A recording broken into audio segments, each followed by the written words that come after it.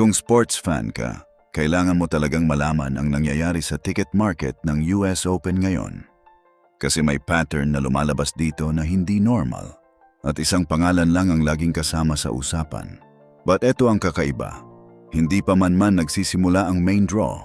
Wala pang finals. Wala pang malaking upset. Wala pang confirmed schedule kung sino ang lalaban kanino sa susunod na round.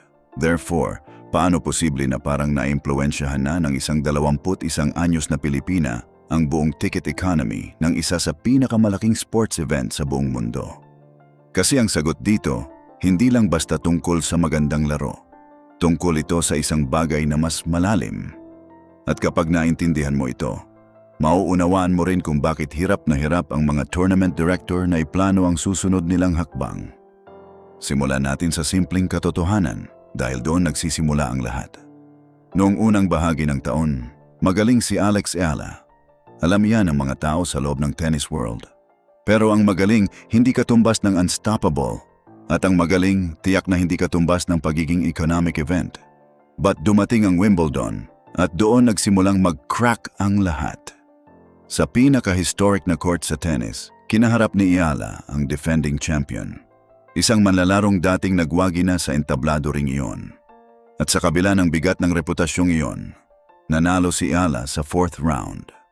Therefore, kahit dapat ito ang naging headline sa loob ng ilang linggo, hindi pa rin ito ang sandaling nagbago ng lahat.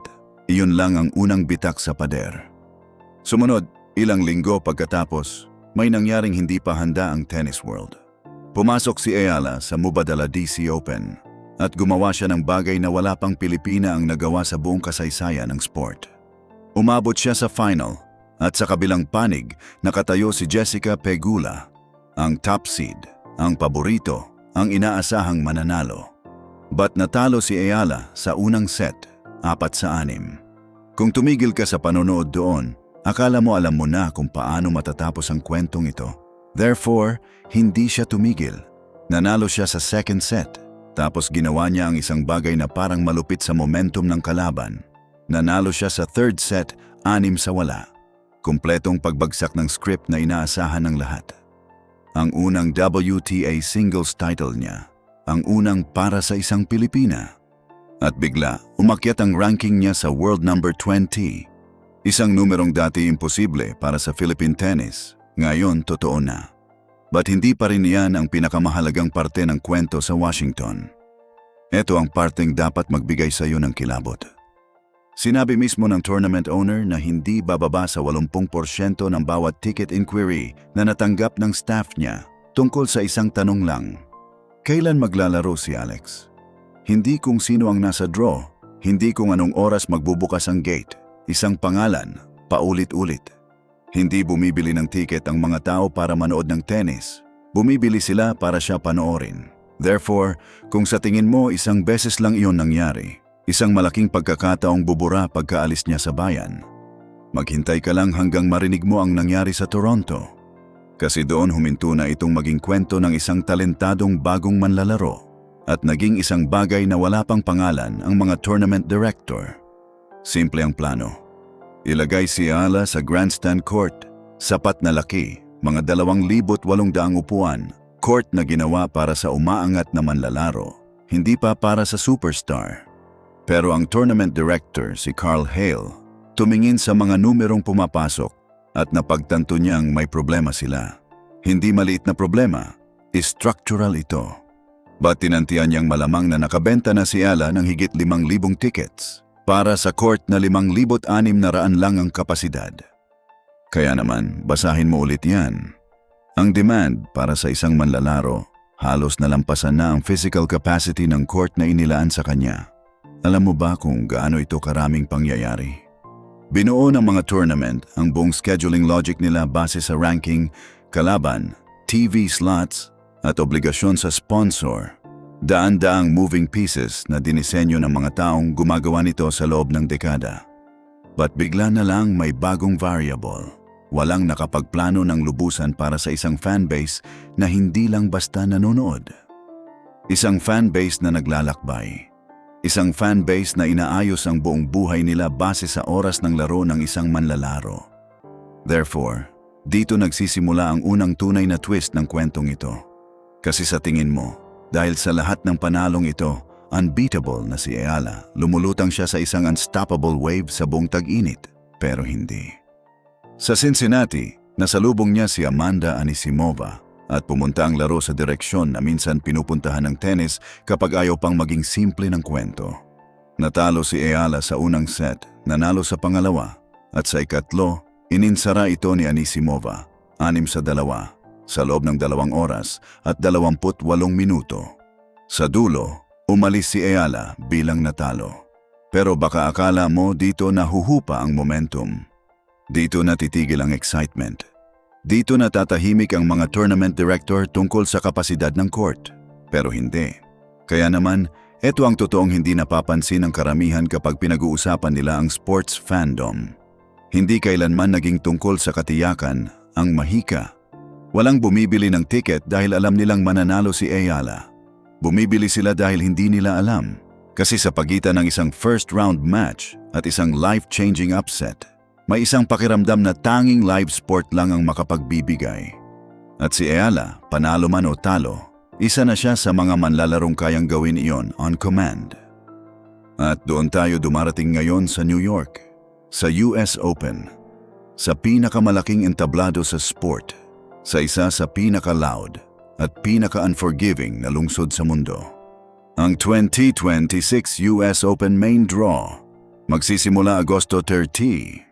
Nagsimula na ang Fan Week ilang araw bago pa, Agosto 23, sa Flushing Meadows, kung saan libo-libong tao ang gumagala sa grounds bago pa man magsimula ang tunay na torneo. Naroon si Carlos Alcaraz, humahabol pa rin ng kasaysayan. Nag-withdraw si Jannik Sinner, iniwan ang isang puwang sa taas ng draw ng mga lalaki na hanggang ngayon pinag-uusapan pa rin. Bahagi si Serena Williams ng isang malaking storyline sa mixed doubles na dominante na ngayon sa mga headline. Ba't dito papasok ang 21 anyos na 4 na taon nang nakaraan sa mismong lungsod na ito, sa mismong mga court na ito, nanalo ng US Open Junior Girls title. Kaya naman isipin mo yan. Noong 2022, isang teenager si Alex, nagdiriwang ng Junior Championship. Meaningful, oo, pero maliit sa malaking larawan ng professional tennis. Ngayon bumalik siya, hindi bilang promising junior, kundi bilang top 20 professional, WTA title holder. Manlalarong tinalo na ang isang Wimbledon champion. At bago pa man magsimula ang singles campaign niya, nasa gitna na siya ng spotlight ng torneo, kasama sa bagong mixed doubles format kasama si Felix Auger-Aliassime at kabilang sa Stars of the Open Exhibition Program. Ibig sabihin, hindi na kailangang hintayin ng mga fan ang main draw para makita siya. Kaya usapin natin ngayon ang tickets dahil dito kailangan mo nang mag-ingat sa paghihiwalay ng katotohanan sa ingay. Buo bang nakasold out ang US Open dahil sa isang manlalaro? Hindi, magiging exaggeration na yon. Ayon sa mga listahan, may available pa ring tickets sa maraming sessions. But narito ang parteng dapat makuha ang atensyon mo. Iniulat ng Reuters na mataas ang resale prices para sa torneyong ito, kung saan ang first round get-in price ay nasa $197. Mahigit 30% na mas mataas kumpara noong nakaraang taon. Ang average price sa lahat ng 60 sessions malapit sa $283. Ang finals tickets umaabot ng mahigit $500. Kaya naman hindi lahat ng ito tungkol sa isang manlalaro. Bahagi si Alcaraz. May epekto ang pagkawala ni Sinner.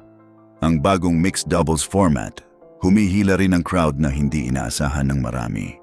Pero sa loob ng napakalaking komplikadong ticket economy na ito, may mas maliit, mas matalas na pattern. Mga pocket ng demand na parang tuwirang lumalabas sa paligid ng isang pangalan. Kagaya ng nangyari sa Washington.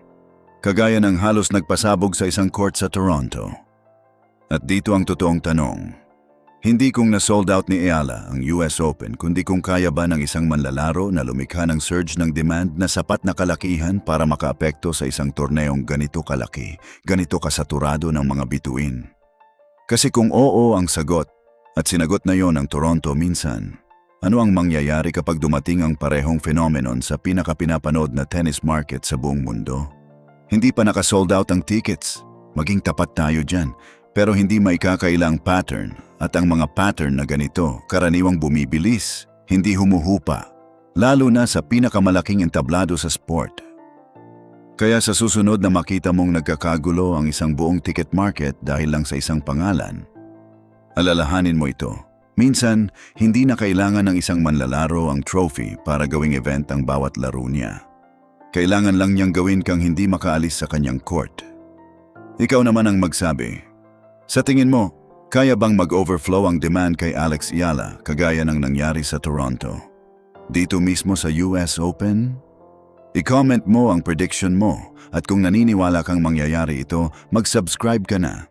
Dahil dito natin susubaybayan ang bawat draw, bawat laro at bawat sandali papunta sa second week ng torneo.